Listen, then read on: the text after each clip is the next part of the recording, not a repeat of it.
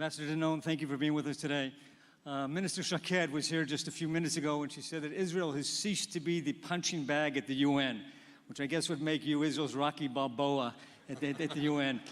Is that an accurate description? Have we ceased to be the punching bag there?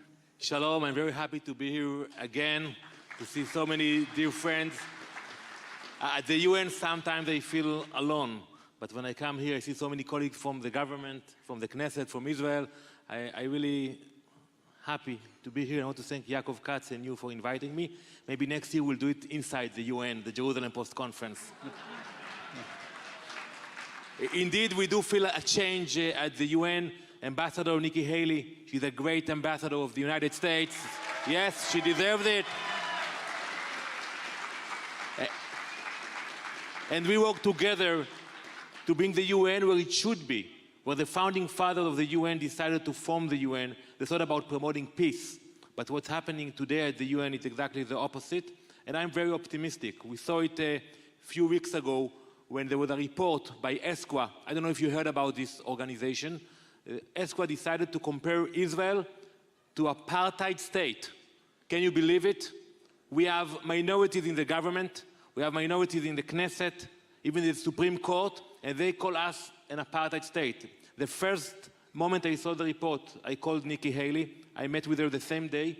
We issued separately statements, and we asked the Secretary General to reject this shameful report. After a day, Secretary General Guterres announced that he's rejecting this shameful report. And the lady who wrote the report, an anti-Semite, a BDS promoter by the name of Rima Khalaf, she resigned the same day. Good riddance. So you're saying essentially then that the Nikki Haley, I mean, we've seen a real change in tone, but it's more than tone. There's actually actions behind what she's saying? Absolutely. Every 3 months we have a debate in the Security Council. They call it debate on the Middle East. When they say Middle East at the UN, they don't speak about Syria, Yemen, Libya. They focus only on Israel. And Nikki Haley said before the debate, this time it will be different. This time we will speak about Iran, we will speak about Hezbollah, and it happened. It happened, and I hope that it will continue. It will be hard.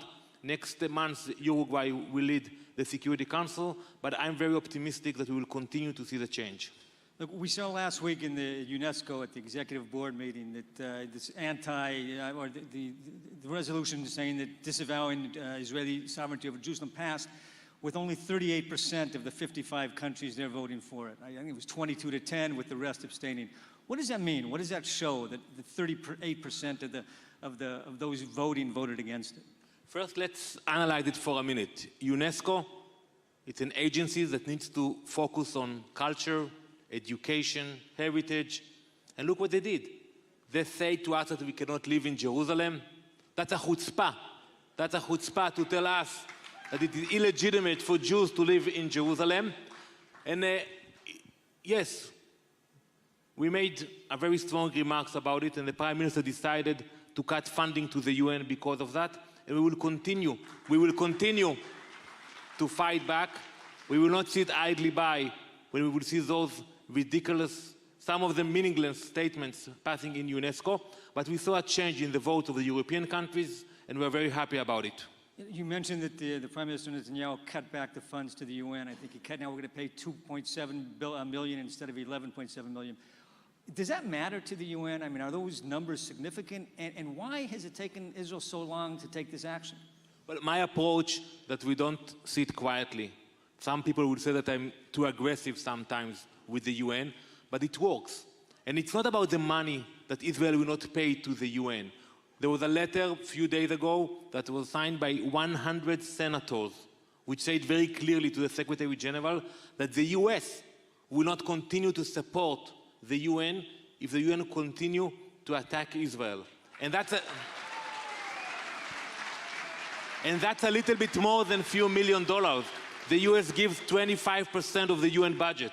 So I think what we are actually saying that yes, we are cutting our funds, but maybe some stronger countries will follow us. That letter, I mean, do you think that will have impact? Or it's not just a symbolic note of where the... I know already that it made an impact. And today the way they treat Israel at the UN it's differently. And I hope it will continue to be that way. How do you explain that two countries with whom Israel has pretty good bilateral relations now, Russia and China, continue to vote against us in the UN? Well, for me, it's the main goal is to close the gap between the great bilateral relations that we have with many countries. But when it comes to the multilateral relation that the UN, UNESCO, it's not the same. And I do speak with the ambassadors and I ask them, why you support these shameful resolutions? And the answer I get most of the times, well, Danny, that's the way we voted last year. So it is very hard for us to change it. I don't accept it. The new condition, new reality on the ground, and it's not acceptable that those countries and others will continue to support those ridiculous resolutions. Do you see them changing? Do you see Russia at a certain point? First of all, we saw change in the European countries, and we are grateful for that. And I believe we will see change also with Russia and China. When I was elected a few months ago to chair the UN Legal Committee, and I became the first Israeli ever to chair a UN committee, it was not easy. Thank you. The great democracies of Syria, Iran, Yemen, they attacked me for chairing a committee.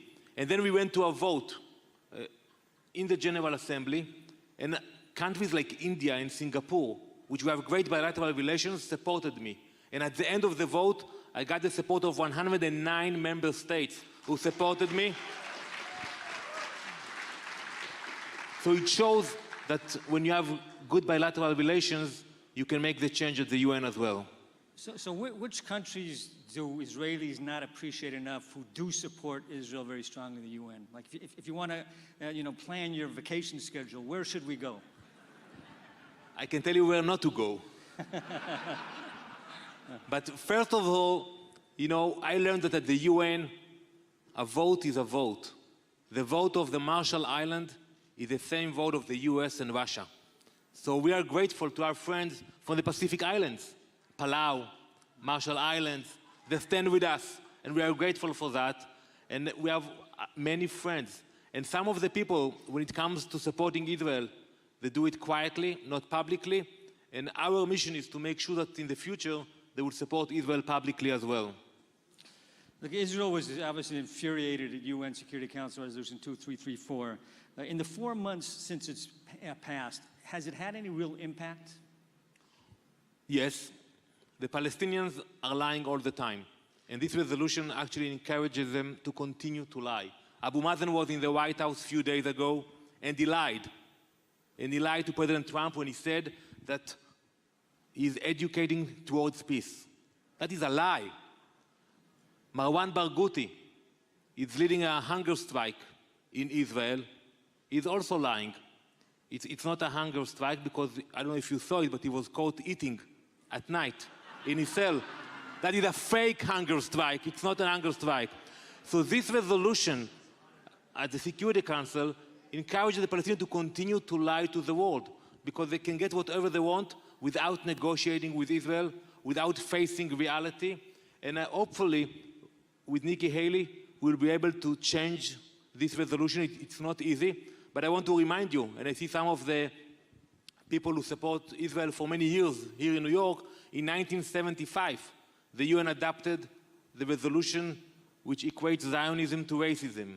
And it took us 16 years to repeal this resolution. I believe we can do the same with this resolution. Are there real efforts, though, now to try to repeal it?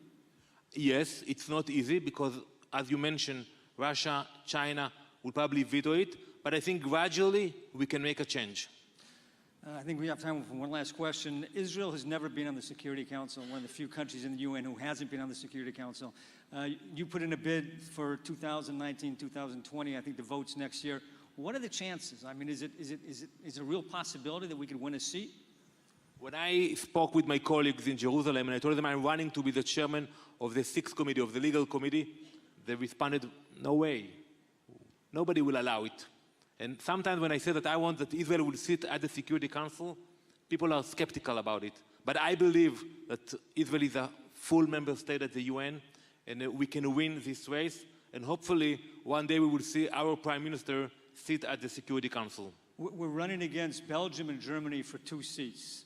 Do you see the U.S. giving its full backing to us in order for us to get a seat there? Well, that you need to ask my colleague that will come later on today, the Americans that will speak here. But the way I see the U.S. supporting Israel, standing with Israel at the UN, I am very optimistic about it. Thank you. Thank you very much.